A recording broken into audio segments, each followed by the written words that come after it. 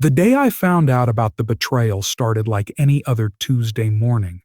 I was sitting in my childhood bedroom, the same room where I'd spent countless nights talking to Jake on the phone, where I'd written his name in the margins of my notebooks, where I dreamed about our future together. The pale yellow walls that my mother had painted when I was 12 still held memories of a simpler time before everything fell apart. I was home for what was supposed to be a celebratory weekend. Jake and I had been together for 3 years, and I'd finally worked up the courage to hint to my family that I thought he might propose soon. I was 26 years old, working as a junior architect at a firm in the city, and for the first time in my life, everything seemed to be falling into place. My career was taking off. I had a man who loved me, and my family seemed proud of the woman I'd become. Or so I thought. The truth came out in the most mundane way possible. I wasn't supposed to find the messages. I wasn't supposed to see the photos. I wasn't supposed to know any of it. But life has a way of revealing secrets when you least expect it, and sometimes the universe forces you to see what you've been blind to all along. That morning, my younger sister Melissa had left her laptop open on the kitchen table. She was 23, still living at home, still figuring out what she wanted to do with her life. She'd always been the artistic one, the free spirit, the one who could charm anyone with her smile and her effortless beauty. Growing up, I'd been the responsible older sister, the one who got good grades and followed the rules, while Melissa was the wild child who somehow always got away with everything. Our mother had always made excuses for her. She's just finding herself. She's creative and needs freedom. She's sensitive and we need to be understanding. I'd heard these phrases so many times they'd become background noise in my life. I wasn't trying to snoop. I really wasn't. I just walked into the kitchen to make myself some coffee, and the laptop was there, screen glowing with an open Facebook Messenger window. I almost didn't look, almost. But something caught my eye, Jake's profile picture. My Jake, my boyfriend of 3 years. The man I loved with every fiber of my being. The man who'd held me through my father's death 2 years ago, who'd helped me move into my apartment, who'd talked about buying a house together. I felt my stomach drop even before I read the first message. Some part of me already knew. Some deep primal instinct was already screaming danger, already trying to protect me from what I was about to discover. The messages went back 6 months. 6 entire months of flirtation, of secret meetings, of my sister and my boyfriend carrying on behind my... I stood there in that kitchen, the morning sun streaming through the window. My mother always kept spotless, and I read message after message. Each one was like a knife to my heart. I can't stop thinking about you, Jake had written. Last night was incredible, Melissa had responded. We have to be more careful. She almost caught us at the restaurant. That message was from 3 months ago. I remembered that night. We'd all gone out for Melissa's birthday. Me, Jake, Melissa, our mother, and a few of Melissa's friends. Jake had seemed distracted that night, checking his phone constantly, and when I'd asked him about it, he'd said work was stressing him out. I'd believed him. Of course I'd believed him. Why wouldn't I? I kept reading, unable to stop myself, even though every word was agony. There were photos, too. Photos of them together at places I'd never been. Photos of Melissa wearing a necklace I'd seen on her weeks ago, a delicate gold chain with a small diamond pendant. She'd told me she'd bought it for herself with money from freelance graphic design work. But in one of the messages Jake had written, "I'm glad you liked the necklace. You look beautiful wearing it and nothing else." I felt bile rise in my throat. I wanted to scream. I wanted to cry. I wanted to delete every message and pretend I'd never seen any of it. But I couldn't. I had to know everything. I had to understand the full scope of what they'd done to me. The worst part wasn't even the physical betrayal, though that cut deep enough. It was the emotional intimacy in their messages. Jake told Melissa things he'd never told me. He opened up about his fears, his dreams, his insecurities. He told her he'd never felt this way about anyone before. He said she understood him in a way I never could. Reading those words, I realized I'd never really known him at all. The man I'd loved, the man I built my future plans around, was a stranger. And my sister, my own flesh and blood, The little girl I'd protected from bullies in middle school, whose homework I'd helped with, who I'd comforted through her first heartbreak. She'd taken him from me without a second thought. I heard footsteps on the stairs and quickly stepped away from the laptop. Courageous Desert. My mother appeared in the doorway, already dressed for the day in her usual neat slacks and cardigan. She'd always been put together, always composed, always in control. After my father died, she'd thrown herself into maintaining order in the household, as if keeping everything tidy and scheduled could somehow fill the void he'd left behind. "Good morning, sweetheart," she said with a smile. "Did you sleep well?" I stared at her, wondering if I should tell her what I'd just discovered. Part of me wanted to break down right there, to have my mother hold me and tell me everything would be okay, like she used to when I was little. But something stopped me. Maybe it was the way she was looking at me, with a slightly strained expression I couldn't quite read. Maybe it was intuition. Maybe I already knew on some level that she wouldn't be the ally I needed. "I'm fine," I managed to say, my voice sounding hollow even to my own ears. "Have you seen Melissa?" My mother's expression shifted almost imperceptibly. It was just a tiny flicker, but I caught it. A moment of what looked like guilt or perhaps fear. "She went to the gym early this morning," she said, not quite meeting my eyes. "She's been very dedicated to her fitness routine lately." The gym? I wondered if that's what they were calling it. I wondered how many times Melissa had used that excuse to meet Jake. How many times had my mother unknowingly provided her with an alibi? And this thought hit me like a freight train. Had she known all along? I spent the rest of that morning in a daze. I went through the motions of normalcy, eating breakfast, showering, getting dressed, while my mind raced with questions and accusations and plans for confrontation. Jake was supposed to come over that afternoon. We had plans to go apple picking at a nearby orchard, something we did every fall. It was one of our traditions, something I'd looked forward to all week. Now the thought of seeing him made me feel physically ill. I considered calling him, telling him not to come, but I didn't. I wanted to see his face when I confronted him. I wanted to watch him squirm as he tried to explain the unexplainable. Melissa came home around 11, her cheeks flushed and her hair pulled back in a ponytail. She was wearing expensive workout clothes I knew she couldn't afford on her sporadic income. I wondered if Jake had bought them for her too. "Hey sis," she said brightly when she saw me sitting in the living room. She seemed genuinely happy to see me, which made everything so much worse. How could she act so normal? How could she smile at me like nothing was wrong? "Ready for apple picking this afternoon?" Mom said Jake's coming over. She plopped down on the couch next to me, reaching for her water bottle. I studied her face, looking for any sign of guilt or remorse, but found nothing. She was either a phenomenal actress or genuinely sociopathic. "Actually, I need to talk to you about something," I said, keeping my voice steady. Melissa looked at me with those wide, innocent eyes that had gotten her out of trouble our entire lives. "Sure, what's up?" she asked. I took a deep breath, preparing myself for the confrontation I'd been rehearsing in my head all morning. But before I could speak, my mother appeared in the doorway. "Girls, I need help with lunch preparation," she announced in that tone that wasn't really a request. Melissa jumped up immediately, always eager to escape any serious conversation, and headed toward the kitchen. I followed slowly, feeling like I was walking toward my own execution. The three of us worked in silence for a while, my mother directing us as we chopped vegetables and set the table. The normalcy of it all felt surreal. Here we were, going through the familiar motions of a family lunch, while my entire world was crumbling around me. I kept glancing at Melissa, waiting for her to crack, to show some sign that she knew I knew. But she just hummed along to the radio and chatted about some Netflix show she'd been watching. Finally, I couldn't take it anymore. "I saw your messages with Jake," I said, my voice cutting through the kitchen chatter like a knife.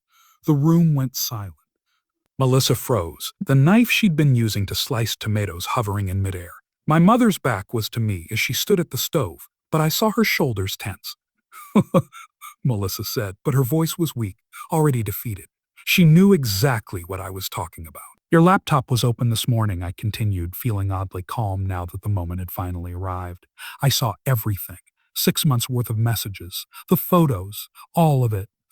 Melissa's face went through a rapid series of expressions: shock, fear, guilt, and then surprisingly defiance. "You went through my private messages?" she said, her voice rising. "That's a complete invasion of privacy." I couldn't believe what I was hearing.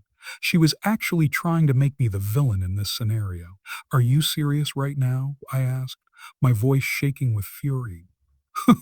"You've been sleeping with my boyfriend for half a year and you're upset about privacy."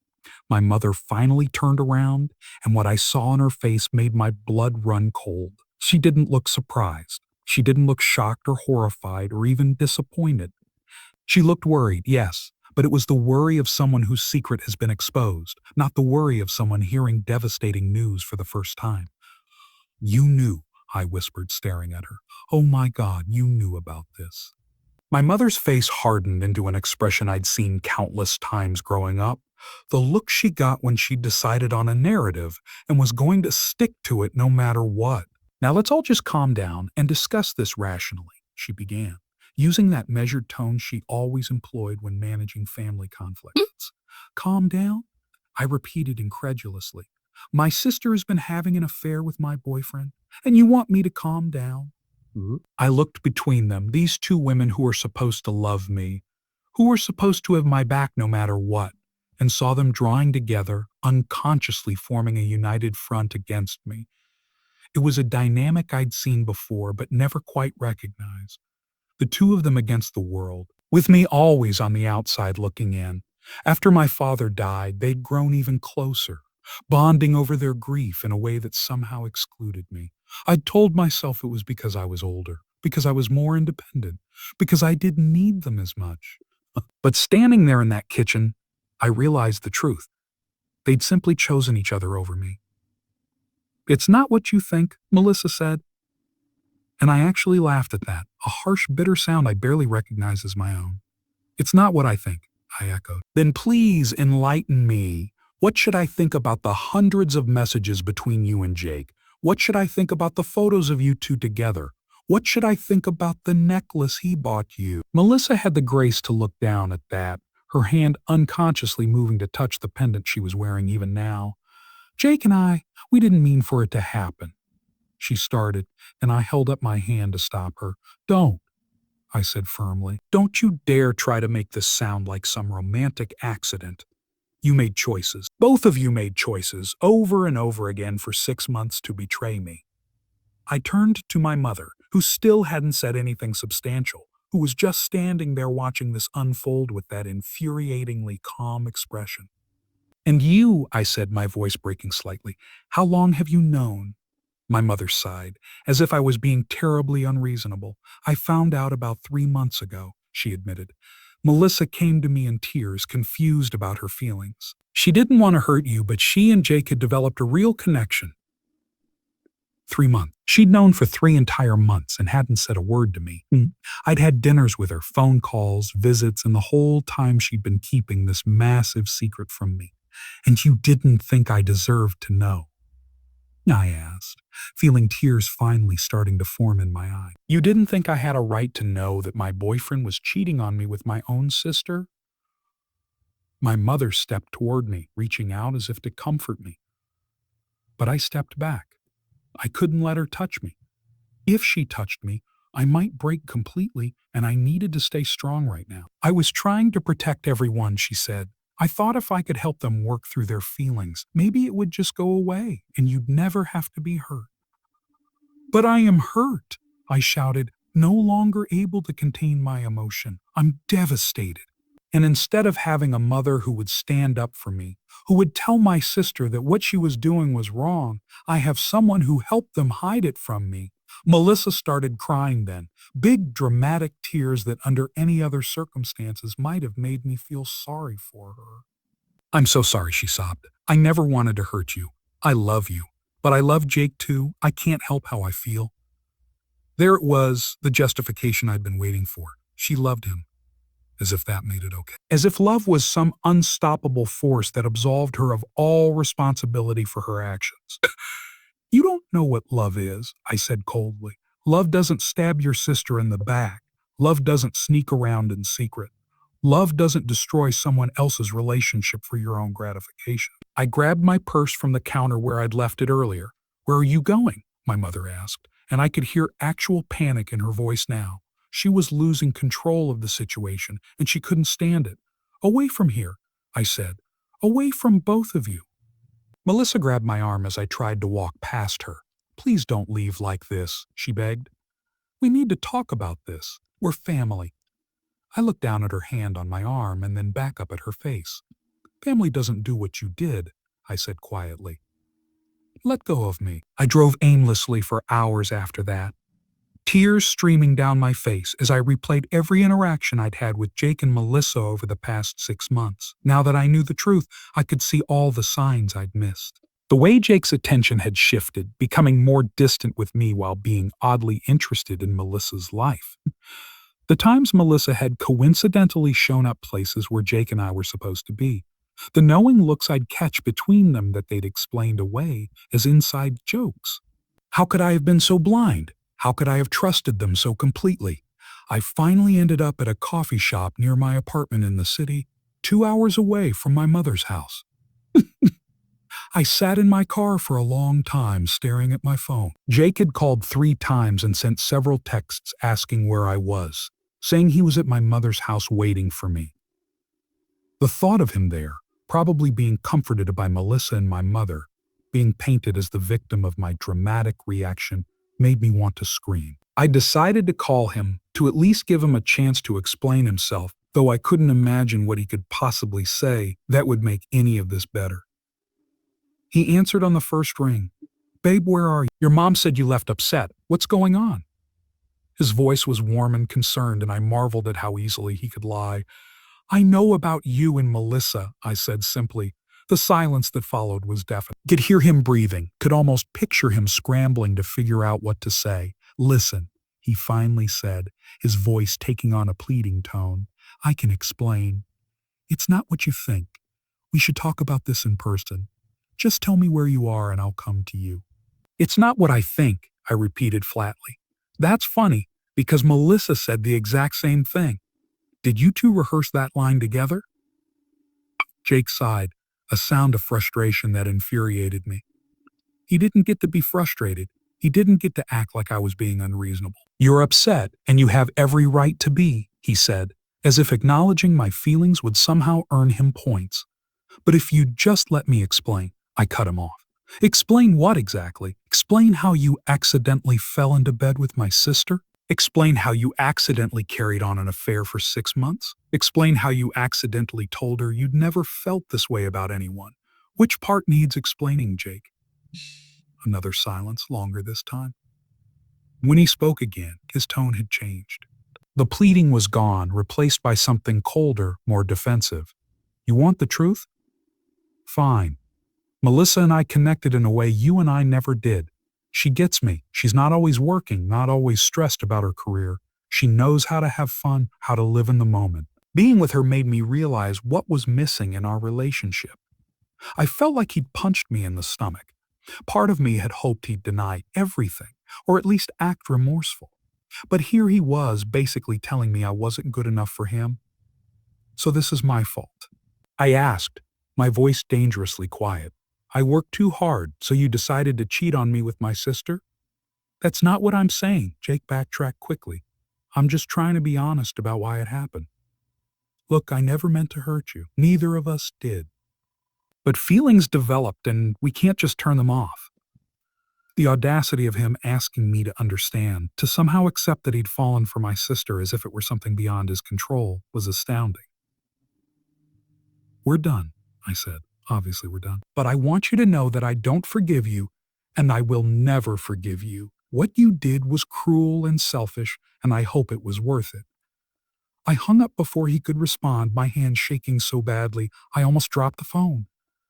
The next few weeks were the darkest of my life. I threw myself into work, staying late at the office, taking on extra projects, anything to avoid being alone with my thoughts. My coworkers noticed the change in me. I'd lost weight, had dark circles under my eyes, and my usual cheerful demeanor had been replaced by a hollow professionalism. My boss, a kind woman named Margaret, who'd always treated me more like a mentee than an employee, called me into her office one day. I don't know what's going on in your personal life, and you don't have to tell me if you don't want to, she said gently. But I'm worried about you. You're an excellent architect, but you're burning yourself out. Whatever you're running from, working yourself to death isn't the answer. I broke down in her office that day, telling her everything. Margaret listened without judgment, letting me cry and rage and pour out all the pain I'd been holding in. When I finally finished, she handed me a tissue and said something I'll never forget. The people who betray us aren't the ones who make us weak. The ones who cover up the betrayal, who gaslight us into doubting our own reality, who try to make us complicit in our own suffering, those are the ones who do the real damage. Your boyfriend is a bastard, but your mother and sister are worse because they made you question whether you even have the right to be angry. She was right. In the days following my discovery, my mother had called me repeatedly, leaving voicemails that started as apologies but quickly devolved into lectures about family loyalty and forgiveness. She told me I was being selfish, that Melissa was suffering, that I needed to think about someone besides myself for once. The gaslighting was breathtaking in its audacity.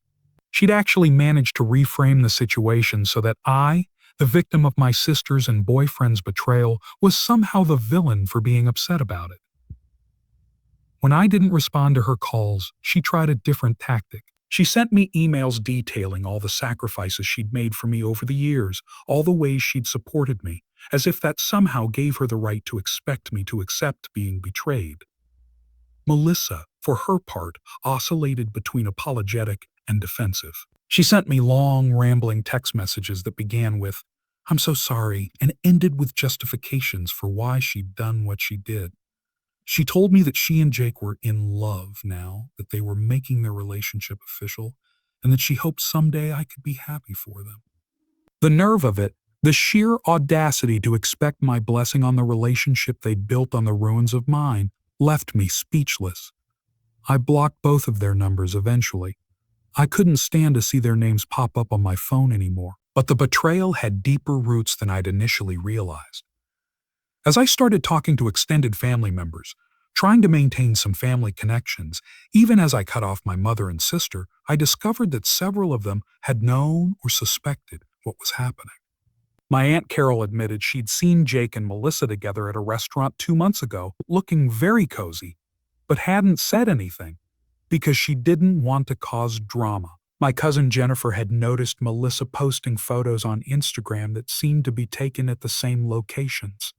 Jake had mentioned visiting. Everyone had pieces of the puzzle, but no one had bothered to put them together or warn me. They'd all decided that preserving the appearance of family harmony was more important than protecting me from being made a fool of. The holidays that year were brutal. I spent Thanksgiving alone in my apartment, ordering Chinese food and watching old movies, trying to ignore the dozens of messages from my mother demanding I come home for dinner. She tried to make it sound like she was being magnanimous, like she was offering me the chance to reconcile, but I could read between the lines. She wanted me there so the family could pretend everything was normal, so no one would ask awkward questions about why I wasn't there. I wasn't going to give her that. I wasn't going to sit at that table and pass the potatoes to my sister and her new boyfriend, my former boyfriend, while my mother smiled and acted like we were all one big happy family. Christmas was even worse. My mother sent me a gift, a framed photo of the four of us from years ago, back when my father was still alive, before everything fell apart. The message was clear. Remember when we were happy, remember what we used to have. But looking at that photo, I realized the happiness I remembered had always been conditional. I'd been loved as long as I played my role, as long as I was the responsible one, the one who didn't make waves. The moment I demanded to be treated with basic respect and dignity, that love had evaporated. My mother's love, I realized, had always been transactional. Work became my salvation.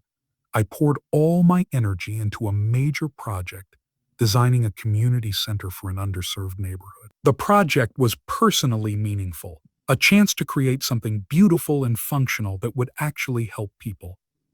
I worked crazy hours, perfecting every detail, and the dedication paid off. The design won an award from a prestigious architecture association, and suddenly I was being featured in industry publications, fielding job offers from bigger firms. My career was taking off in ways I'd always dreamed of, but I couldn't fully enjoy it because the people I'd always imagined sharing these successes with had betrayed me so thoroughly. Margaret encouraged me to see a therapist, and I finally took her advice. Dr. Sarah Chen specialized in family trauma and betrayal, and she helped me understand the dysfunctional dynamics I'd grown up with. She explained concepts like narcissistic family systems and scapegoating, and suddenly so many things from my childhood made sense. I wasn't crazy. I wasn't overreacting. My mother had always played favorites, had always protected Melissa at my expense, had always expected me to be the mature one, the understanding one, the one who sacrificed for the good of the family. This betrayal was just the most extreme example of a pattern that had existed my entire life. Through therapy, I also had to confront some uncomfortable truths about Jake and my relationship with him. Dr. Chen gently pointed out that I'd been with Jake for 3 years but had been ignoring some red flags. The way he'd dismiss my achievements, the way he'd make jokes about my work schedule, the way he'd seemed more interested in my family than in me sometimes. I'd thought he was just being friendly with my sister, but looking back, I could see the way he'd always paid her just a little too much attention, laughed at her jokes a little too enthusiastically. The affair hadn't come out of nowhere. The foundation for it had been laid much earlier, and I'd been too trusting, too naive to see it. About 6 months after the initial discovery, I ran into Melissa at a grocery store. I'd been successfully avoiding my hometown, but I had to go back for a work meeting and needed to pick up a few things. There she was in the produce section, looking thin and tired. For a moment, we just stared at each other. Then she approached me, her expression a mixture of hope and fear. "Can we talk?" she asked quietly. Part of me wanted to walk away, but another part, the part that still remembered growing up with her, still remembered being sisters, was curious. "Fine," I said. 5 minutes. We went to the coffee shop next door and sat in a corner booth. Melissa ordered a latte she barely touched, her hands wrapped around the cup as if seeking warmth. "I miss you," she said finally. "I know I don't have any right to miss you after what I did, but I do. You're my sister." I studied her face, looking for genuine remorse. "How are things with Jake?" I asked. She looked away, and I saw tears forming in her eyes. "We broke up last month," she admitted. "It turns out he wasn't who I thought he was. He was controlling, jealous. He got angry when other guys paid attention to me. I realized." She trailed off, but I knew what she was going to say. "You realize that a man who would cheat on his girlfriend with her sister probably isn't a great boyfriend himself," I finished for her. Melissa nodded miserably. "I was so stupid," she whispered. "I destroyed my relationship with my sister for a guy who ended up treating me like garbage. And Mom—" Gatri? She stopped again, biting her lip. "What about Mom?" I asked, though I wasn't sure I wanted to know. "She's angry at me," Melissa said. "She says I'm ungrateful, that I threw away a good relationship. She keeps comparing me to you, saying you would never have been so stupid. It's like now that you're gone, I'm the one who can't do anything right." I should have felt vindicated hearing this, but instead I just felt sad. My mother hadn't learned anything. She hadn't realized that her behavior was the problem. She'd just shifted her dynamics, found a new target for her disappointment now that I was out of the picture. "I'm sorry that's happening to you," I said, and I meant it. Despite everything, I didn't enjoy hearing that my sister was suffering. "But I can't fix it for you, Melissa. That's between you and Mom. As for us," I took a deep breath, "I don't know if I can ever trust you again. You didn't just hurt me once in the heat of the moment. You made a choice every single day for 6 months to continue hurting me. And Mom covered for you, helped you hide it. That's not something I can just forgive and forget." Melissa was crying openly now. "I understand," she said. "I just want you to know that I am sorry. Truly, genuinely sorry. I can't take back what I did, but if I could, I would. You were always the best sister, and I took that for granted." "I took you for granted." I stood up to leave, but paused. "Here's the thing, Melissa," I said. I believe you're sorry. I believe you regret what happened. But that doesn't change anything. Sorry doesn't erase the pain or rebuild trust. Sorry doesn't make us sisters again. I hope you figure out your stuff with Mom. I really do. But I can't be part of your life anymore. It hurts too much. I walked out of that coffee shop feeling both lighter and heavy. Lighter because I'd said what I needed to say, heavier because it meant accepting that my family, as I'd known it, was truly over. In the weeks that followed, I found myself grieving not just the loss of my relationship with Jake, but the loss of my entire family structure. I mourned the mother I'd wished I had, the sister I'd thought I knew, the family traditions that would never happen again. Dr. Chen assured me this was normal, that it was okay to grieve even when you're the one who chose to walk away. You're not grieving what you actually had, she explained. You're grieving what you thought you had, what you hoped you had. That's a real loss, and it deserves to be acknowledged. My life began to rebuild in unexpected ways. I became closer with my coworkers, who gradually transitioned from professional acquaintances to genuine friends. Margaret became something of a mentor and mother figure, offering advice and support without the toxic strings attached that had characterized my relationship with my actual mother. I joined a gym and took up kickboxing, which my therapist approved of as a healthy outlet for my anger. I dated casually, nothing serious, just learning to trust again in small increments. I adopted a cat, a cranky tabby I named Marzipan, who judged me constantly but at least would never betray me. About a year after everything fell apart, I got a letter in the mail from my mother. Not an email, not a text, but an actual handwritten letter. In it, she attempted something that resembled an apology. She said she'd been going to therapy herself. Melissa had apparently insisted after their own relationship deteriorated, and was beginning to understand that she'd handled things badly. So, she acknowledged that she should have told me about the affair immediately, that she'd prioritized protecting Melissa over protecting me, and that this had been wrong. She wrote that she hoped someday I might be willing to have coffee with her to discuss the possibility of rebuilding our relationship. I sat with that letter for a week, reading it over and over, trying to decide how I felt about it. The apology was better than anything she'd offered before, more self-aware, less defensive. But it was also filled with qualifiers. I handled things badly rather than what I did was wrong. I prioritized Melissa rather than I betrayed you. It was progress, but it wasn't enough. Not yet. I wrote back, keeping it brief. I thanked her for the letter and acknowledged that therapy seemed to be helping her gain perspective. But I also told her that I wasn't ready to meet in person, that I needed more time, and that any future relationship would have to be built slowly and would look different from what we'd had before. The truth was, I was building a new life, and I wasn't sure there was room in it for people who'd hurt me so deeply. The family I was creating now, my friends, my mentors, my chosen family, they respected me. They valued me. They didn't expect me to diminish myself to make them feel better. Why would I risk that by letting toxic people back in? Dr. Chen cautioned me against making permanent decisions based on temporary emotions, but she also validated my need for boundaries. You don't owe anyone a relationship, she told me. Not even family. Especially not family who've proven they'll hurt you. More time passed. I got promoted at work, becoming the youngest senior architect at my firm. I bought my own apartment, a beautiful one-bedroom with huge windows and hardwood floors. I filled it with plants and art and books, creating a space that was entirely mine, that no one could take from me.